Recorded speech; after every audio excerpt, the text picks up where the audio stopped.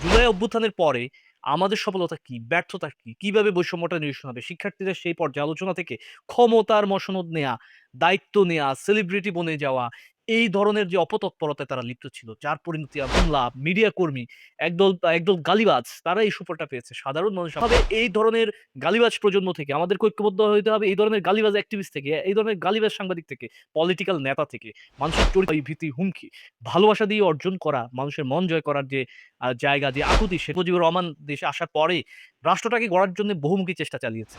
জুলাই আন্দোলন নিয়ে আমাদের প্রত্যাশাটা কখন ভেঙে যায়? যখন দেখলাম আমরা জুলাই আন্দোলনটা টোটালি ঢুকে গেছে একদল অসভ্য বর্বর জানোয়ারের হাতে। যাদের মুখের ভাষা জঘন্য রকমের অশ্রাব্য, যাদের মুখের ভাষায় কোনো মানুষ তার সন্তানদেরকে শেখাবে না। তাদের মুখের ভাষা কোনো শিক্ষক তার শিক্ষার্থীদেরকে শেখাবেন না। ফলে এরকম গালিবাজ একটা প্রজন্মের হাতে যখন জুলাই আন্দোলনটা পড়ে গেল, তখন আমরা আন্দোলনের মধ্য দিয়ে শুধু সরকার পতনটাই ঘটিয়েছি আর বাকি সবকিছু হারিয়েছি। এই ধরনের কথাটা বলেছিলেন সাইমন বলিভার। তিনি লাতিন আমেরিকার একজন বিপ্লবী নেতা ছিলেন।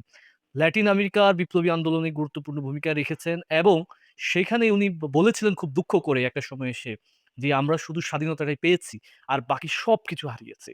বাংলাদেশের প্রেক্ষাপটেও আমরা বলেছি, "কোন একটা অভ্যুত্থান হোক, কোন একটা স্বাধীনতা আসুক, তার সাথে যদি সমতা না আসে, তাহলে এই স্বাধীনতা অর্থহীন হয়ে যায়। মানুষের মুক্তি আর সে হয় না।"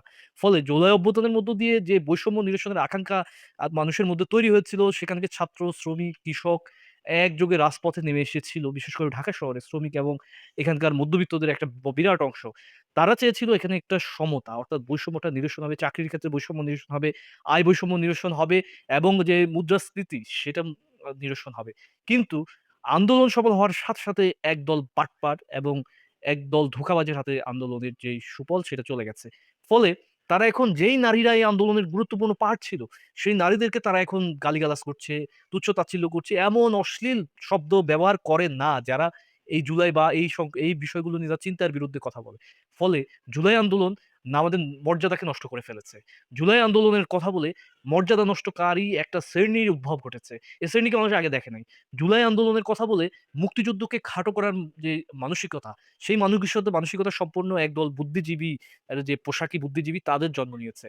ফলে এই আন্দোলন আমাদের অস্তিত্বর উপর হামলা যে আঘাত সেটা করেছে।